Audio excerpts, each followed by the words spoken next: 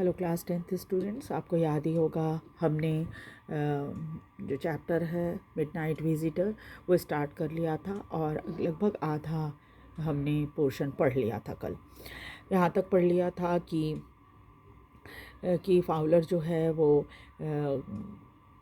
वहाँ पर खड़ा है और मैक्स और ऑजेबल के बीच में जो बातचीत हो रही है उसको सुन रहा है ध्यान से, और उसे ये बात पता चलती है कि कोई इम्पॉर्टेंट पेपर आने वाला है जिसकी वजह से इन दोनों के बीच में बातचीत चल रही है।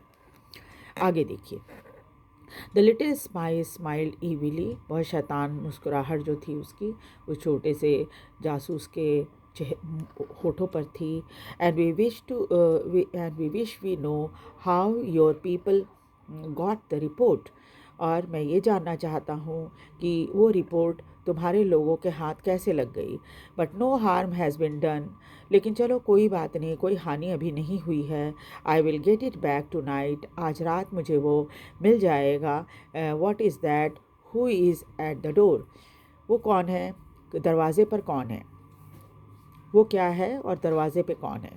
Fowler jumped at the sudden knocking at the door, Fowler उछल पड़ा जब अचानक दरवाजे पर खटखटाहट की आवाज़ हुई, यानी किसी ने दरवाज़ा नॉक किया।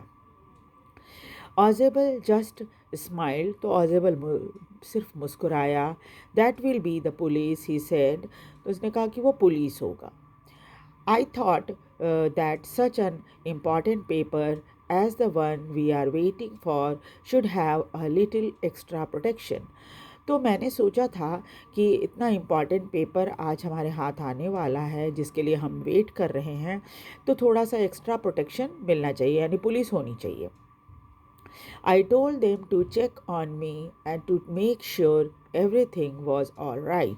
और मैंने पुलिस को ये कहा था कि वो आकर चेक करता रहे कि सब कुछ मेरे साथ ठीक ठाक है ना, ठीक ठाक चल तो रहा है ना सब ठीक, कि कोई परेशानी तो नहीं है मुझे।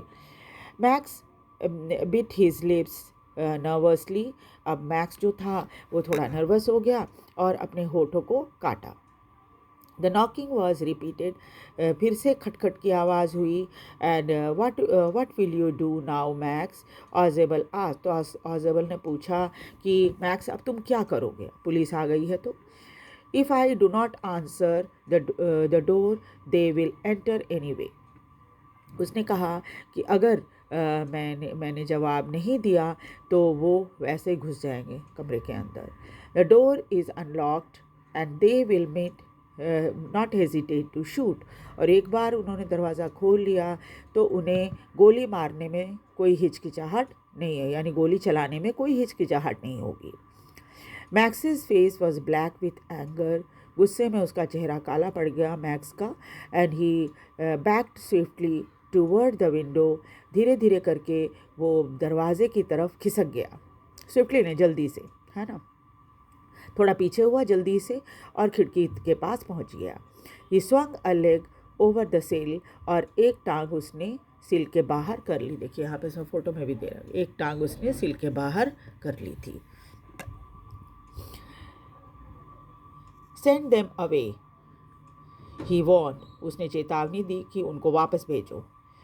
Will wait on the balcony, I will wait on the balcony and send them away, और I shoot and take my chances, तो उसने कहा कि, और धमकी देते हुए कहा कि उनको मैं बालकनी में वेट कर रहा हूँ, बस तुम उन्हें जल्दी से वापस में भेजो, नहीं तो मैं गोली मार दूंगा, मैं चांस लेने के लिए तैयार हूँ। The knocking at the door became louder, अब और ज़ोर से खटखट की आवाज़ होने लगी। And the voice was raised, और आवाज़ आने लगी, मिस्टर ऑजेबल, मिस्टर ऑजेबल। जो बाहर व्यक्ति की दरवाज़ा खटखटा रहा था वो ऑजेबल को आवाज़ भी लगाने लगा था।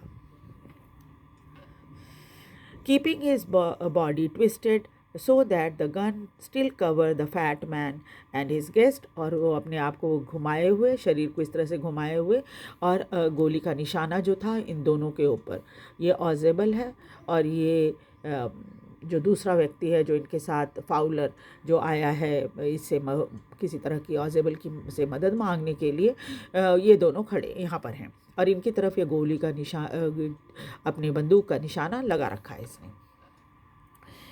तो उसके बाद उसने keep gun covered the fat man and his guest. The man at the window cast the frame off with his free hand to support himself. फिर उसने क्या किया, खिड़की को पकड़ लिया ताकि अपने आप को सपोर्ट कर सके. Then he swung his other leg up and over the window sill. उसके बाद इसने अपनी दूसरा पैर भी उस साइड में कर लिया, विंडो के उधर कर लिया. The door knob turn. तभी क्या हुआ, दरवाजे में जो डोर नॉब लगा रहता है वो यहाँ पर होता है, जिससे दरवाज़ा खोलते बंद करते हैं, वो तभी वो घूमा.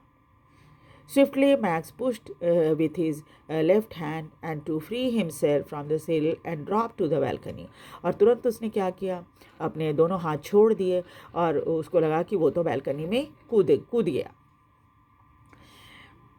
देन अपने आप को बालकनी में पहुंचाने के लिए उसने दोनों टांग और विंडो सिल को छोड़ दिया और बालकनी, उसको लगा कि वो बालकनी में पहुंच जाएगा.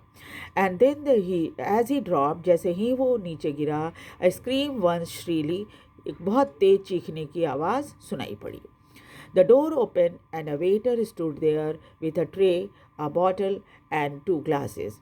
जैसे ही दरवाज़ा खुला, वेटर जो था वो अंदर आया, एक ट्रे हाथ में ले रखा था, एक बॉटल और 2 ग्लास थी.